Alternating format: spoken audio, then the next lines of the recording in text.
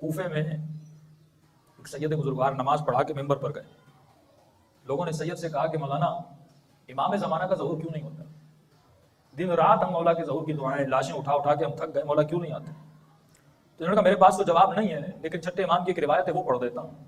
تو مولا فرماتے جب آخری زمانے میں لوگ یہ پوچھیں کہ مولا کیوں نہیں آتے تو ان کو کہنا تمہارے عمل کی وجہ سے. اب امام کا آنا بمعنی ظہور بھی ہے، بمعنی زیارت خصوصی بھی ہے. یعنی اگر مولا ظہور نہیں کر رہے تو مولا میرے پاس کیوں نہیں آ رہے؟ مجھے بھی تو زیارت کرا سکتے ہیں نا. تو انفرادی زیارت بھی نہیں ہو رہی، اجتماعی زیارت بھی نہیں ہو رہی. تو امام کا جواب اس میں ہو سکتا ہے کہ تمہارے عمل کی وجہ سے. یعنی اگر ظہور بھی نہیں ہو رہا تو میں نے آج تک مولا کو کیوں نہیں دیکھا؟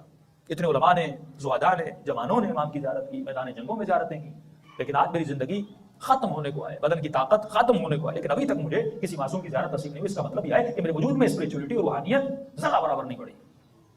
تو مسجد کا مؤذن غصے میں آیا، کہا مولانا کیا کہہ رہے ہو؟ ہم کھلائیں، ہم پلائیں، ہم مسجد میں بنائیں اور الزام بھی آپ ہم پر لگا رہے ہو کہ امام ہماری وجہ سے نہیں آ رہے. دیکھو میں تو نہیں کہہ رہا، چھٹے امام کا فرمان ہے کہ آج کے بعد مسجد سے نکل جائیے اور پھر مسجد میں نہیں آئیے گا. ہمیں ایسے مولانا کی ضرورت نہیں ہے. یہ چلے گئے. سید بزرگوار کہتے کہ رات کے 2 بجے جس مؤذن نے مجھے دھکے نکال کر مسجد سے نکالا تھا آج وہی میرے دروازے پر آیا اور کہنے لگا مولانا مجھ سے غلطی ہو گئی، معاف کیجیے گا، خطا ہو گئی، معاف کیجیے گا. کہتے میں نے دروازہ کھولا، فوراً قدموں پہ گرا. سید معاف کرنا، تو سچ کہہ رہا تھا. مولا اگر نہیں آتے تو ہمارے عمل کی وجہ سے نہیں آتے. تو بھائی کیا ہوا؟ پہلے مسجد سے نکالا، معافی مانگ رہے ہو؟ کہ جیسے میں نے آپ کے ساتھ بہترامی کی، گھر گیا، رات کو سو گیا، ایک خواب دیکھا. خواب میں دیکھتا ہوں کہ اعلان ہو رہا ہے کہ تمہارا مولا آ گیا، ظہور امام ہو گیا. میں بھی دوڑا دوڑا امام کے پیچھے گیا. بڑی رش، لوگ جوق در جوق امام کی زیارت کے لیے جا رہے تھے. میں بھی گیا. جب امام سے زیارت ہوئی ہاتھوں کا بوسہ لیا اور میں نے کہا مولا ہر محب کا اور ہر عاشق کی یہ خواہش ہے کہ آپ اس کے گھر آئیں، اپنے بابرکت قدم اس کے گھر میں لائیں. مولا کب آئیں گے؟ میں آپ کی دعوت کرنا چاہتا ہوں. تو امام نے فرمایا جب وقت ملے گا تو ہم آئیں گے، تم منتظر رہنا. اب کہتا خواب کے عالم میں دیکھتا ہوں، میں گھر گیا، چند دن گزرے، اپنے صحن میں بیٹھا ہوں، دروازے پر دستک ہوئی. میں نے دروازہ کھولا، فوراً دیکھا زہرا کا لال امام زمانہ دروازے پر موجود ہے. فوراً امام کو اندر دعوت دی. مولا آئے، امام کے لیے کرسی صحن میں لگائی. مولا گھر میں بیٹھے. امام پانی لاؤں؟ کیا لاؤں مولا؟ کیا آپ کی خدمت کروں؟ اچانک سے آئے، کوئی خبر دیتے، میں بہت بڑا بندوبست کرتا. امام نے اشارہ کیا بیٹھ جاؤ. پورے گھر میں سکوت طاری تھا اور مولا اسی خاموشی میں میرے گھر کو دیکھ رہے تھے، میرے گھر کے ایک ایک سامان کو دیکھ رہے تھے.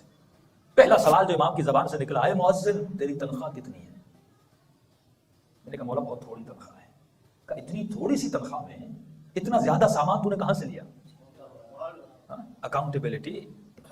تو پہلا سوال جو امام زمانہ نے کیا. آج کا مومن جو دعائیں کرتا ہے امام زمانہ کو پروردگارہ ظہور کر دے، یہ سوچے اگر مولا آئے اور امام نے اکاؤنٹیبلٹی کی میں جواب کیا دوں گا؟ کیا ہے میرے پاس کوئی جواب دینے کے لیے؟ فوراً امام نے کہا یہ بتا تنخواہ جب اتنی کم ہے، اتنا مال تو نے کہاں سے اکٹھا کیا؟ کہتا مولا آپ سے کیا جھوٹ بولنا، ادھر ادھر سے. یعنی 20,000 کی تنخواہ ہے، 20 لاکھ کی گاڑی کھڑی ہے، 35,000 کی تنخواہ ہے، پوچھو تو صحیح بھائی اتنا مال کہاں سے آیا؟ دنیا والے نہیں پوچھیں گے، عزت کریں گے. لیکن امام زمانہ کے لیے یہ ذلت ہے.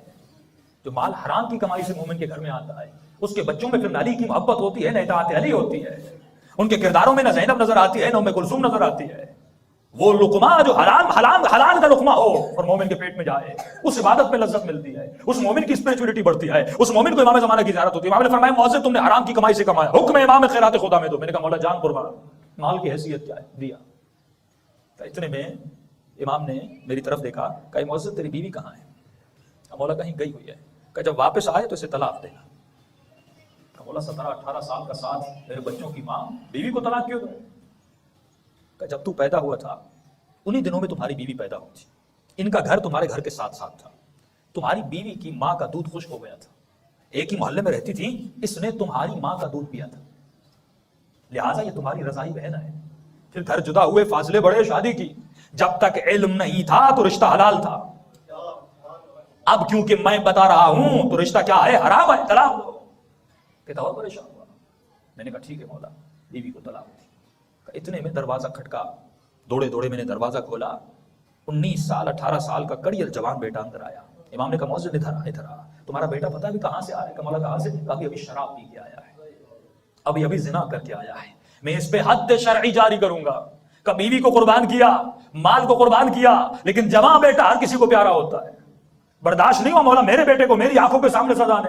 मैंने फौरन अपनी जगह से उठ गया और अपने इमाम की बेहतरामी की। मैंने कहा कभी कहते हो सामान दो, कभी कहते हो बीवी को तलाक दो, अभी मेरे बेटे को सजा देने वाले हो। मैंने कहा आप मुझे इमाम तो दूर, आप तो मुझे सैयद भी नहीं लगते। इतना कहना था, इमाम अपनी जगह से उठे, आंखों में आंसू भर आए। आए मुअज्जिन, जब तू मुझ पे अपना बेटा कुर्बान नहीं कर सकता, ये ख्वाब है, इम्तिहान है, फिर ये मत कहा कर कि तू मेरा हकीकी चाहने वाला है। अजीजान मोहतरम, दीन कुर्बानी मांगता है।